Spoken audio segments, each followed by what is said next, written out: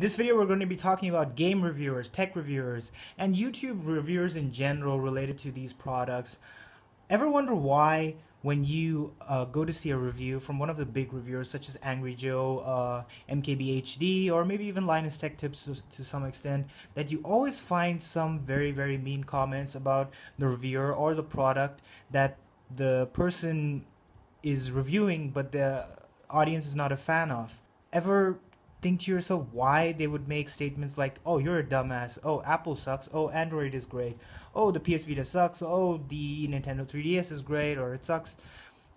So a lot of people would say that this is mainly because we have what we would call the freedom of speech or expression, and everybody has a right to an opinion about a product or a game that they either like or they don't like. And that's a beautiful thing. That's a great thing that you can disagree with someone or agree with someone. It's excellent. But then there is a small group of people who also truly believe that these reviewers are not doing their job, or they're paid off, or they are in some way compensated for their views or their bias. And it's a legitimate way to think to a good extent, because that does happen. I don't think any of the big reviewers are going to even deny that it happens to some people. It doesn't happen to everyone, but it does happen to some people. But where does that thinking come from? Where does that way of thinking, when you see Totalbiscuit's first impression on a game and you disagree with it, and you say that, okay, this guy's beating the drum of 60 FPS and 1080p, and I don't agree with that, I don't like that, and he is probably more biased to the PC race because he's like a PC gamer, so he's always gonna like condemn console games and stuff. That kind of thinking comes from not knowing the person or the personality doing the review. So if you don't know, Totalbiscuit doesn't only do PC games. I mean, now he does PC games, but he did do console games too previously if you watch his older videos. And someone like him in general is an advocate to make games better, make games reach the potential that they could technically. So he's a critique. He's a critic. He critiques these games to get them to a level where the players can feel that they're getting the best they can get out of the technology that is currently present. So that's why he, constantly talks about 60 FPS and 1080p. And although this might not be relevant to a lot of console gamers and a lot of casual gamers, because a game, as long as it's fun, it's fun. A lot of people have that mentality, and that's great. That's a great way to look at it. But attacking these reviewers because they belong to a certain group or they have a certain bias can come out as a bit unfair without knowing the person, without knowing the personality. If you go and watch AngryJoe's review on Destiny, he gets attacked a bunch of times. His review is quite fair as far as I'm concerned, and he does get attacked quite a bit for that I don't like this guy or whatever.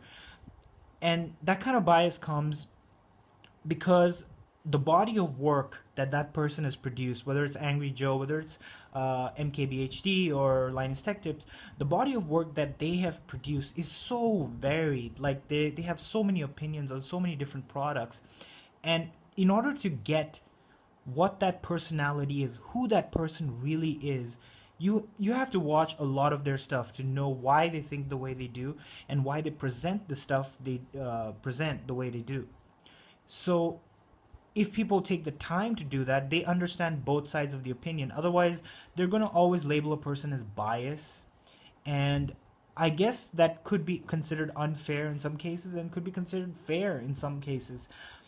At the end of the day, getting a dislike or a like on your YouTube channel is something, it's a good thing. They both are very good things, because it's not about getting a like. It's not about getting like one like versus 1,000 dislikes, or getting 1,000 likes versus one dislike.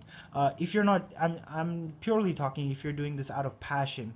What it's about is that somebody took the time to see your video, analyze your opinion, and choose to either disagree with you or chose to agree with you.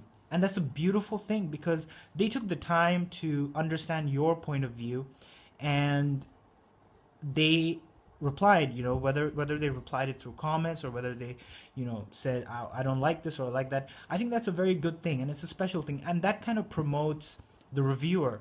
If you see many of the big reviewers, as I have mentioned, MKBHD, Linusttechtips, AngryJoe, even Boogie298 is he's not a reviewer, but he does some game impressions. If you really closely look at them, they have a very, very strong, unique personality. They also have a very strong opinion.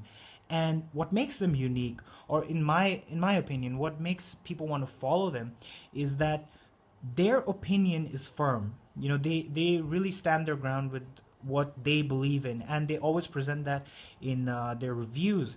So the people who watch this stuff, whether they like it or dislike it, or whether they call them a dumbass or other derogatory comments, they say these things in the heat of the moment. Either they're extremely excited about a product and they're like, oh man, I love this, I enjoyed this review, I really liked it, or they really hate that product, and in the heat of the moment they'll say, oh man, you're an asshole, you're a fanboy, and all that stuff.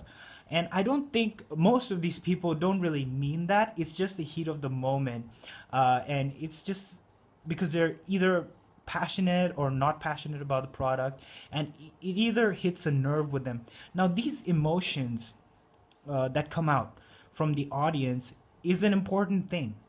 I don't believe in the saying that, oh, everybody should be all goody-goody and be like, oh, yeah, that's good, I like that. And people can be mean, but it's coming out of passion because something you said in your review stuck with them. Whether it's good or whether it's bad, it stuck with them. And if you can have that effect on people, it's a good thing, because that means that some part of your message is getting through. Whether the person agrees or disagrees with you, that doesn't matter. But they are taking the time to absorb that, and they're responding to it in the heat of the passion. And then we go to the point where some reviewers have to disable their comments. These are much bigger reviewers, and that is mostly a personal thing. It just really depends on the person. But the whole fanboy or paid off is also partly heat of the moment. I don't think people really mean that, unless somebody really is paid off.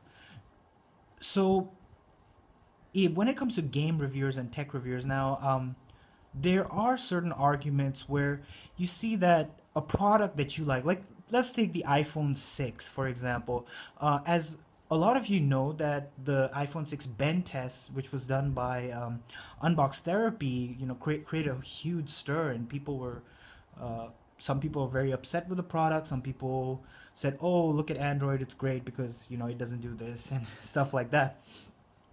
So that video created a controversy, and people had mixed feelings about what Apple's quality control is, or what Google's quality control is. And that's interesting. It's an interesting phenomenon, because in that group, people also said, how come these reviewers don't want to talk about this stuff? How come they don't want to mention it? How come if my tablet overheats, how come this reviewer didn't talk about it? They're probably paid off because he didn't talk about the Wi-Fi performance or the heat or the fact that the glass easily scratches, or it gets fingerprints on it, or maybe a certain function of a device didn't work properly, a certain app which is stock to the product. And I'm not really on that level yet, but as somebody who does this out of passion and not really for the whole money aspect, and my opinion would be that reviewers oftentimes don't have, especially the big reviewers, they don't have the time to really go through the entire product or spend a really, really long time with them, especially reviewers who do for first impressions. So if you have your Xperia Z3 coming out, or if you have your new Moto X second generation coming out, reviewers don't really get a lot of time to spend with it. And the ones who do also might not have the same issues that you might have, because each product is manufactured even though it's manufactured the same way, there are some inherent problems. The manufacturing process is never equal. Quality control is not always equal. There are some checks and balances that get missed out, whether the plastic or whether the glass or whether the antenna component, and these things can happen. So when these things are skipped and a reviewer gets a product, he can only judge it by what he sees, and what the quality he can see and the quality he can assess. He can only go by that.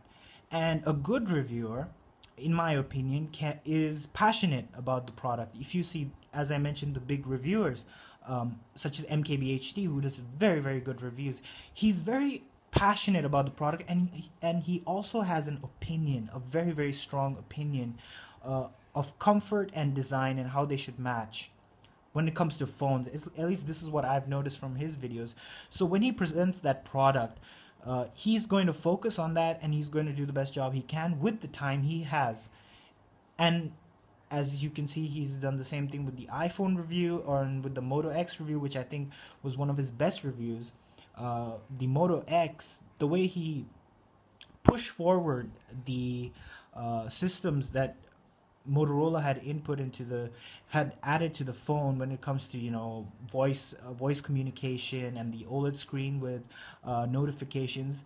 The way he presented that really sold a lot of people. At least I think really sold a lot of people on that phone, including myself. I'm not somebody who was going to be even interested in a Moto X because I always considered the technology to be a bit underwhelming. But after I saw his review, the functioning aspect of it really sold me on that device, and that was one of his first reviews that I ever saw. So the firm opinion and the ability to be passionate about the product really makes a reviewer strong, and makes the audience also strongly react to that, so they can strongly disagree or strongly agree. And that is just part of the cycle. The bigger you get, the more people you have to agree or disagree with, and this can create some complex situations, as in the case of Destiny, where it got mixed reviews, and that did create a stir with a lot of people, because some people said that you're paid off or you're not paid off and stuff like that. And then if you look at some of the coverage by IGN, where they did this long playthrough of the game, they called it review in progress. They did that mainly because certain products, especially games which are MMOs, are very difficult to review. So I'm going to go into the long-term review process. So what I was talking about previously were products that reviewers don't have a lot of time with, and they give their opinions and people react strongly to it, whether disagree or agree. So now there are products which take a lot of time, such as MMOs. These are video games that are massive. In fact, you have to spend hours and hours just to reach a certain goal, a certain level. And Bungie released a statement saying that the real game starts after level 20 and stuff. You might say that's kind of ridiculous, but hey, that's the process. Now, reviewing an MMO, I think, is very, very complicated. Destiny is not an MMO, but it does take influences and take steps from MMOs. So people, Bungie especially, wanted people to see it that way, and some reviewers did, some reviewers didn't. So that process was very, very long, and it made a lot of things complicated when it came to the fan reactions. They said that, oh well, you haven't really played the game if you haven't leveled past 20 and done those raids and all that stuff that's there, the locked raids or whatever they are. And other reviewers had this opinion that, well, if this game doesn't grab me in the first few hours, this is boring. I'm not going to play this. If it doesn't grab me, why should I waste my time grinding to level 20? And they're both valid opinions. I think both sections of the review process are valid opinions. Some people in the mainstream community want their game to grab them, Call of Duty style, with massive set pieces. Some people want a slower pace, something like Skyrim, to slowly take them through the world and make you explore it. And that is a complicated process when it comes to reviewing products. Like, as you can see, I have the iPad mini and I have an Android tablet over there, the Tegra. um, if you ask me, if you ask me or anyone to review the iPad mini just by um, using it for maybe a month, and if you ask somebody to review the Android tablet also by using it for a month, their opinion is going to be completely different from somebody who's just used it for like 3 days or 4 days. And this is what happened with the iPhone 6. The whole the bend gate, as people call it, happened because people who were using this product for a longer time, who had some people who had, put their phones in their pockets, the back pockets, or whatever you want to call it, they noticed these bends. That was over a long period of time, and it didn't happen to everyone. It happened to some people. So their opinion probably changed on the iPhone 6, with the quality and stuff. And it's the same with Android. When the Nexus 10 came out, it was an amazing product. It was a very beautiful tablet, one of the first really, really high-res screens. I forgot what it was, but it was a very high-res screen. And people really bought that product. A lot of the reviewers liked it. Some not that many negative reviews on it, but if you went to the XDA forums, you saw these people who were like really pissed. I mean, this thing gets hot. It gets really, you could like make eggs on it. It got really hot, and a lot of people did return it. And I'm sure a lot of people wondered at that point, why in hell didn't these reviewers ever talk about the heat? Why didn't they say this? Why didn't they talk? Because that is not, it's not that reviewers didn't want to say it or they're paid off, they're biased about this product. No, it's just the way they review it. Now, I'm a gamer. I play a lot of games. So my iPad mini does get hot. Not burning hot, but it does get hot. But for casual users who are probably going to use, maybe play a really few casual games like Candy Crush or Angry Birds, they might not notice these things. And when a reviewer is going to review a product, usually they review the stock product. They don't use outside apps.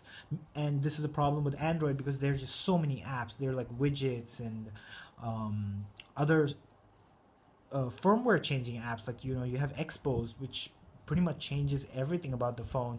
So they're not going to go through and review that unless it's their personal device, or in what MKBHD says, his daily driver. I don't know if that term came from him, but he calls it his daily driver.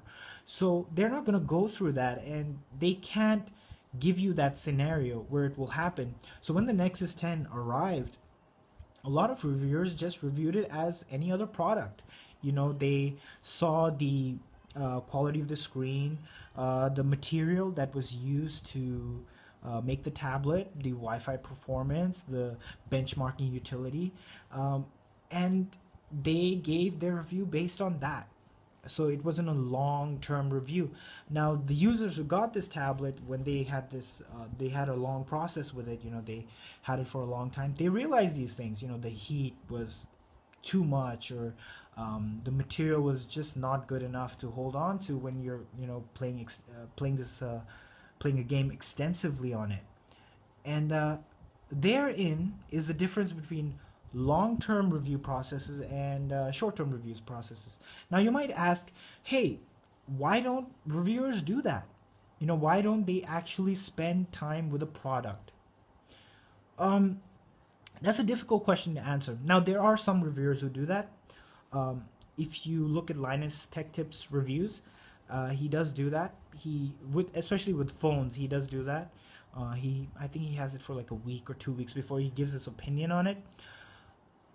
But even that may be not enough to a certain extent, because the apps he's using may be different from the apps you're using. And another reason for that is the product schedule. Most big reviewers have a schedule where they have to, review this product under a certain period in order to get their views, or, get the news out, get the word out, or they have agreements with companies that they have to do it within this time. They have sponsorship deals. So they are not able to sometimes spend the time required. and that can distract them. You know, they have other products, so it it's difficult to do that. Not everyone can spend like a few weeks or months with a product and just, you know, give their opinion on that. Of course, there are people who do that. I haven't done that personally with many products. You know, um, I would usually just learn from what people say, and I would try to test that out. And if it works out, great. If it doesn't work out, there's very few products that I could ever do a long-term review of. And it's the same thing with first impressions. If you look at my channel, if you look at um, Totalbiscuit's channel, let's say, you know, my channel is very small, so let's look at Totalbiscuit's channel. He never reviews games, even though people mistake that. He doesn't review them.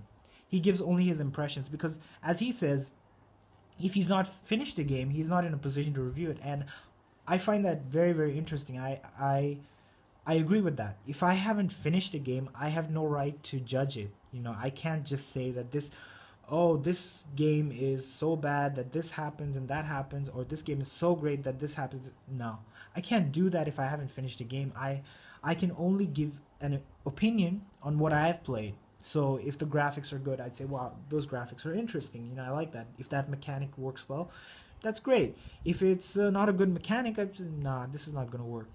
And I feel that process is helpful to consumers who are interested in something but still haven't formed an opinion if they want to invest the money in it. So it's a bit different from a review. A product review is easier to do than a game review because a game review is very subjective, whereas a product review can be objective. You can be, regardless of what people say, you can be objective about a product. If a device either gets hot or you can't reach the upper buttons in a certain way, um, well, let's not say the reaching the top, because that's about how big your hands are. So let's say if a product gets hot or the Wi-Fi performance is bad, it drops. That is an objective review because that is a problem that's going to exist in the device, and you can objectively say that yes, this is a problem. The subjective part would be design. So MKBHD's taste is going to be completely different from something like what maybe another reviewer would want, you know, in a phone. So not everybody would like the Moto X in the way it's designed, and some people might really love it. So that's subjective. Um, but games, however, are always subjective. They're not objective because the taste variance in video games is so different. I mean, it's so varied. Like MMOs, strategies, RPGs, um, color palettes, design, character design, voice acting, sound. It is so varied that it's very difficult. A lot of the games that I've enjoyed have been rated 6, 5. You know, I actually liked Hellgate London. A lot of people hate that game. They're like, oh, that game sucks. But I liked it. You know, I would say it's as good as Diablo 3. Now, that is a very bold statement to make, but that's my opinion. And, you know, some people hate Diablo 3 because it's online only, and some people love the gameplay mechanics of it. So they say, well, this is a great game. And some people say, well, it may be a great game, but it sucks because it's online only. So the variance and objectivity on that it's very difficult to do, unlike tech products that you can see over here. Um, one of the first devices, the first tablet I ever bought was an iPad. And when I got that product, my reference for that was, you know, basically sites like I think it was Joystick, Anantech, so on and so forth. And I looked to those sites for an opinion. You know, what is this product and how it is. And then there were positive reviews for it, but there was also a movement where it said that, well, this sucks because they could have put a Mac OS on this, and that would have been great. Look at the possibilities of what a Mac OS could do on the iPad. That would have been awesome. So this product is a fail. It's just an overblown iPhone. A lot of people said that, and I was so confused because, you know, when I got the tablet, I did get it as a present. I was like, wow, that's true. This is just a glorified iPhone or a iPod. You know, it's just blown up to the size. And I had that opinion too because I read these opinions and I felt that that was correct. But after using it for a while, that opinion changed completely. I mean, there was a 360 turn on that opinion, because once you used apps on an iPad versus an iPod, you could see a huge difference. I'm not just talking about the technical power of it, just the way it was presented. The screen was big, and that size really made a difference. The iPad, meaning the iPad. I didn't mean the iPad. I mean the original iPad. The screen size really made these apps much better. It just made it better. The experience was better. You had more web browsing space. And if you if you look at it if you look at it now, you can say yes, the iPad is good for browsing and the iPod maybe not so much. That is because you've experienced it. You've had time to absorb that product. You have time to use that product.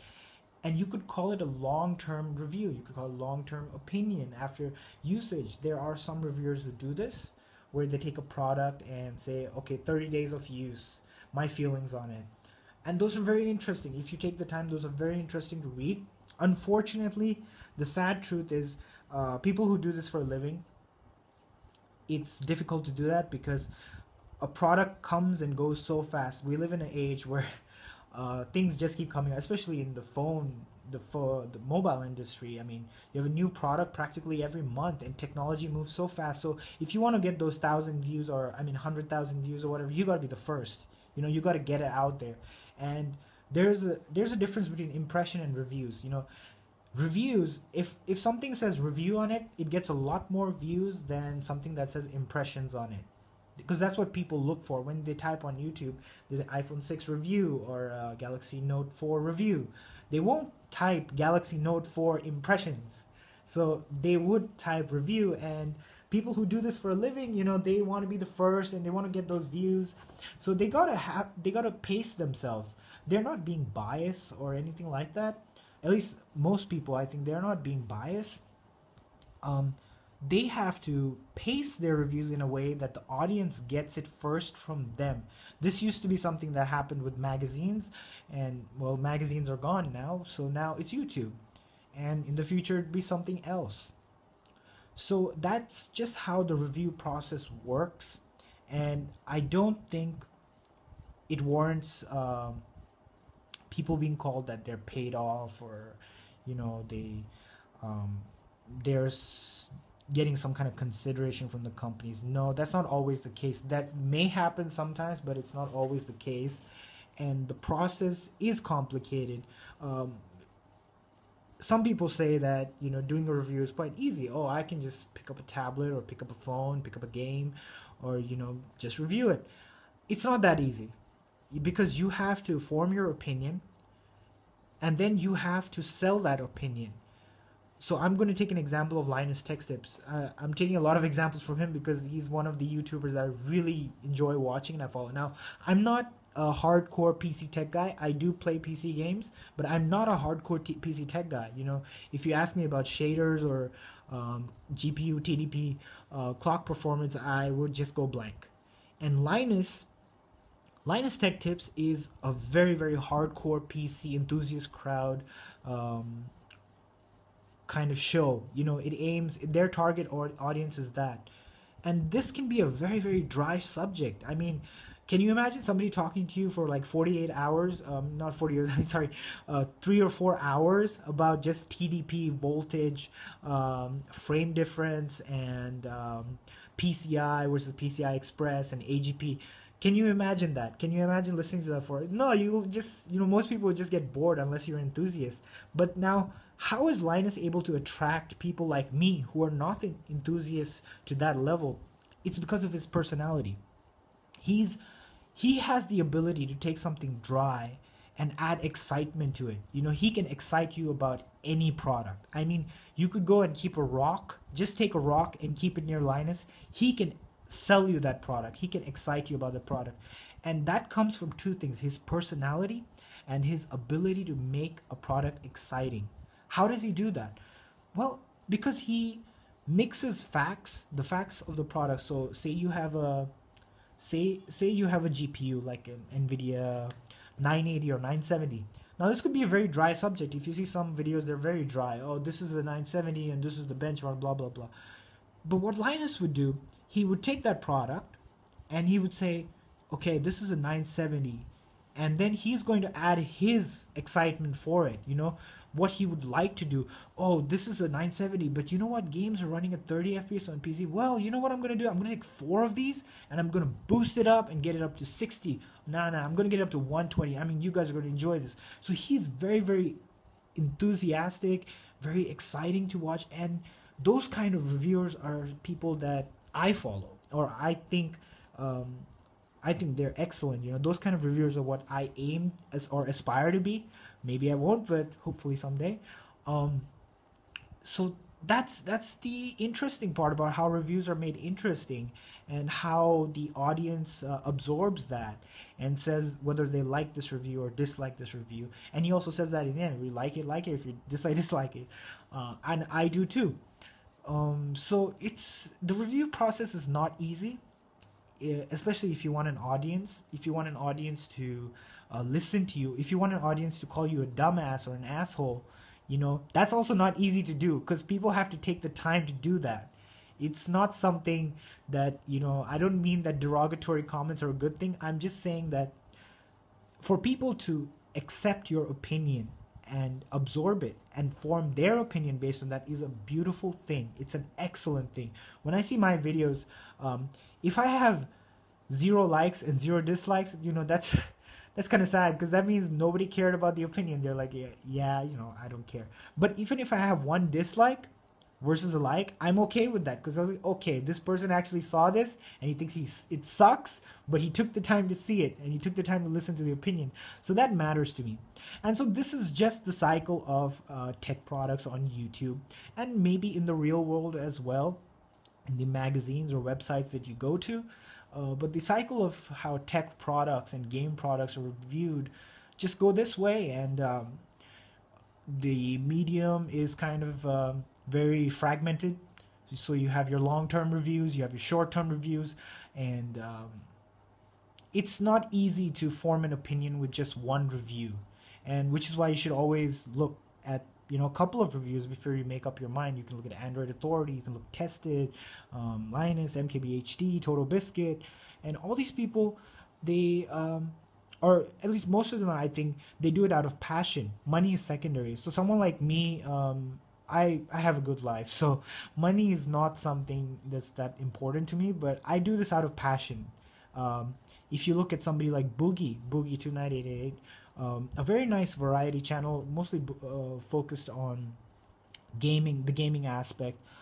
He's someone that I go to feel good. Every time I watch his videos, I get this feel good feeling, because he always has something nice to say about his life in general, or people's lives in general, and it forms a very social bond to it, a community kind of bond to it, and it's interesting to listen to it. And even though he's not a reviewer, he's able to attract those people, and when he presents a product, people are going to listen to him. He's not going to say that I'm reviewing this, but he can attract people because of his personality. So whether you hate him or you like him, his personality brings you there, and then the product he showcases, you form your opinion on that. That is another way of seeing things. So it's a very fragmented way, and there are many ways to go about it. So this is my talk, rant, or what do you want to call it, on tech reviews, game reviews, and YouTube reviews in general. I hope you like the video. If you like it, go ahead and like it. If you dislike it, go ahead and dislike it. But as always, thank you for watching.